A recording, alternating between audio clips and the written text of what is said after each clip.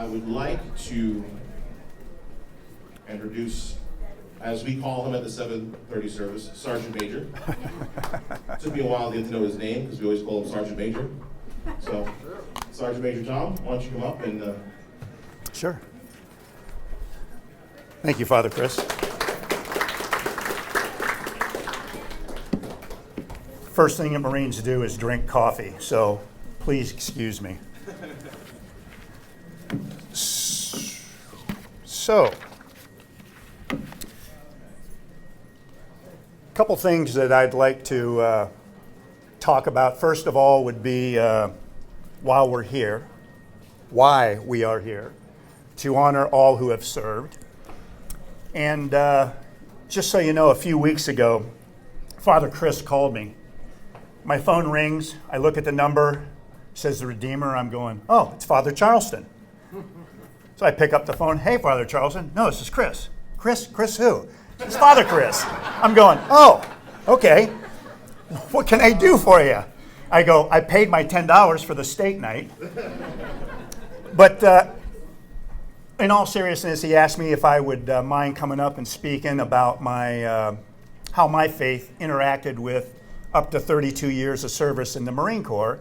And I said, I'd be honored. And I said, so it's open, I can speak whatever I want to speak about. So pretty much, yeah, and that's kind of how we ended up here today. So I think it's most appropriate, first off, to kind of reflect on what Veterans Day is. And so Veterans Day, about 103 years ago in 1918, on 11 November, the Allied Supreme Commander, French Marshal Ferdinand Foch, officially signed the armistice. And it was aboard his railway carriage, or his train, in the woods in France. The event marked the Allies' defeat and the last remaining opponent in the World War I, which was Germany. Although it was not a formal surrender, it was simply an armistice. That came later. The fighting, the armistice in the carriage was actually signed at 5:45 a.m. in the morning. Field Marshal Foch signed it in front of the occupied enemy at the time, and then at the most famously stated, the 11th day of the 11th month at the 11th hour, it went into force. So about 5 or 6 hours later, the armistice goes into force. During that time frame, over 2,500 soldiers had died in combat on that specific day. Blink at about, in 1919, about a year later, was the peace treaty called the Treaty of Versailles, and that was the official end of the war. But at the end of the day, the Armistice Day is commemorated every 11 November at the end of World War I from 1918, which marked the historic event. The national holiday is still to this day in France.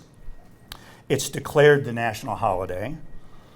Many Western countries associated the nations that had changed the name from Armistice Day to Remembrance Day, and then the United States chose Veterans Day. Veterans Day, at one point in time, was actually celebrated in October, believe it or not. It was under the Uniform Monday Holiday Act of 1968, and Gerald Ford signed it into law that it would go back to 11 November, and the reason they did it in October is to give holidays as a 3-day holiday. And they said that's not the right way to celebrate this holiday. So that's kind of the genesis of where we're at with Veterans Day.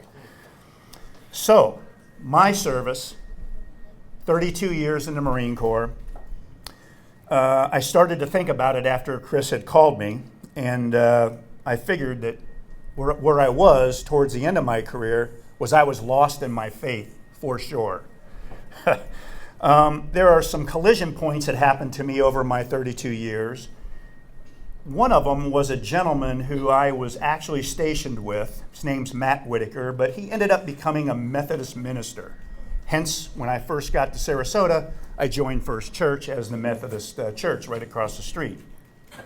However, Matt father was a Methodist minister, and we always used to tease each other, how's the Reverend Carl B. Whitaker doing? And as Matt became a Methodist minister after he retired from the Marine Corps, we would speak quite a bit. And I got the call to go to combat at 31 years in the Marine Corps, which didn't go over well with Mrs. Howard. However, that collision point was like, hey brother, I've got your back, go, everything will be fine, your faith will get you through it. And so I'm like, faith, that's the collision point. So I get to just about ready to deploy, and I met the chaplain. And for those of you who may not know, a chaplain is the minister and pretty much practices all faiths for default reasons, because he'll have to serve, or she'll have to serve, anybody who needs any type of church or funeral or doctor or something, and they're pretty familiar with all faiths in all the services. However, Chaplain Purdue is who I met, and one of the very first people that I had a chance to talk with. And I said, Father, what can I do? Here I am, 30 some odd years going to combat, kind of feel lost. And he gives me this cross on this rosary. And I carried it with me every place I went to in Iraq for the better part of a year. It kind of became a habit. I pulled it out of my briefcase the other day, put it on. It was just like I fell off the bike and got back up. And I can remember him telling me start at the third bead and go all the way around. I said, okay, that's a great collision point. You're going to go with me everywhere we go in Iraq. Hence, the chaplain traveled with us everywhere that we went, myself and two-star general that I served for that year in Fallujah, Iraq. We then had what was called the Chapel of Hope, which was Fallujah base was a palace for Saddam Hussein, and we had occupied it and taken it over, and there was a huge movie theater there, and we termed it the Chapel of Hope. And we did a lot of things in there. We did funerals in there. We brought Billy Banks. We brought Chuck Norris. We brought the WWE, all to entertain the troops, Toby Keith. And but what we also did was we served every Sunday and Saturday services in that chapel. So it kind of became home. And one day during service, a mortar round explodes just outside. Little shrapnel comes in through the roof. Nobody missed a beat. Father went on, completed the service. It was kind of another collision point. Here we are, protected by God. And we literally were protected by God on that given day. You can imagine this last conversation, my wife Lisa, hi honey, I just got selected to go to combat. But honey, you've got 30 some years in the service. And your point is? Yeah, I think that's kind of a great idea. It was really sweet as that, but at the end of the day, I looked her in the face and I said, how can I not do this? Here I am, 30 some odd years in the service. Somebody's calling me to go and help 33,000 troops get through what they have to do, of which we left a good proportion on the battlefield. But I just couldn't not do that. So obviously I left. We didn't see each other for a year and some change. And when we came back and finally reunited, I was in California, she was in Ohio. And what happened was I said, look, I've got some work I got to do here. Don't come and meet me for the first couple weeks. I'm coming to Bethesda, Maryland to go to Walter Reed Hospital and Bethesda Naval Medical Center to see all of our wounded troops. And so my wife, being a physical therapy assistant, we meet in Washington, we go to Bethesda, and she said, I've never seen so many motivated people in my life in one room at Bethesda and Walter Reed. So that kind of was the last collision point, and then retirement happened, and subsequently I became a sales director for a company doing all kinds of military stuff out of Ohio, and they moved me here to Florida, and that's kind of where I ended up, been here for 10 years. So I guess that collision points are kind of intersecting my career with the faith of how it all came to closure towards the end of my career, because I was definitely lost in the very beginning. I had no direction whatsoever until I met those certain people in my life, and then that just kind of brought it all together for me. So that's kind of my story. One last thing, if you don't mind, I'd like to read the Marines' prayer, and this is something that we did too many times while in combat, and it goes like this. Keep me true to my best self, guarding me against dishonesty in purpose and deed, and helping me to live so that I can face my fellow Marines, my loved ones, and thee without shame or fear. Protect my family, give me the will to do the work of a Marine and to accept my share of responsibility with vigor and enthusiasm. Grant me the courage to be proficient in my daily performance, keep me loyal, and my faith to my superiors and the duties and my country as a Marine has entrusted to me.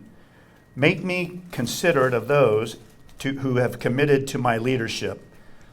Help me wear my uniform with dignity and let me remain with the traditions that the Marine Corps has entrusted me upon. If I am inclined to doubt, steady my faith. If I am tempted, make me strong to resist. If I should miss the mark, give me courage to try again. Guide me with the light of truth and grant me the wisdom by which I may understand the answers to my prayer. So, in closing, if you don't mind, I'd like to bring Father Chris and Father Charleston up here because I have something that I'd like to present. So, I used to fly. One thing that I did was I would fly flags over Camp Fallujah, and I maintained one of them, January of 2007, that I flew over Camp Fallujah that I would like to donate to the church. Oh my God. And just a little signed certificate. My pleasure. Father Chris, that's not all. And of course, we always like to give out coins. So here's a coin from General Zelmer and a coin from myself that will go along with the flags. Oh, wow. And I'll allow you to keep those and display them however you'd like. Yeah, my pleasure. All in your court. Just 1 second. We have a lot of young people here. Sure. And I wanted to give any of the youngest among us a chance to ask you any questions about your service, Sure. if they have any. So do any of our young folks here, I consider young, high school age or under. So Sarasota, anything under 80. Did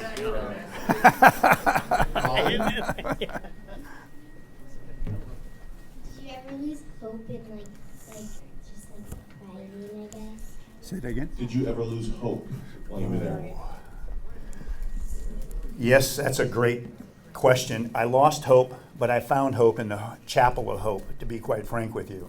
So never did I lose it in one regard, but I got reaffirmed in another regard. So that was how it really meant to me. Wow.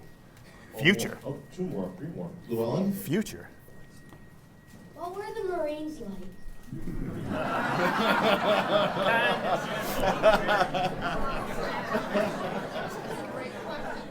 Tough. Like to drink coffee. And like to make fun of their fellow service members, but at the end, after we all retire or get out, the one thing we are is veterans. And so we all go down the same path. Thank you, Tom, very Yes. much. Thank you for your questions. My pleasure. It's fantastic.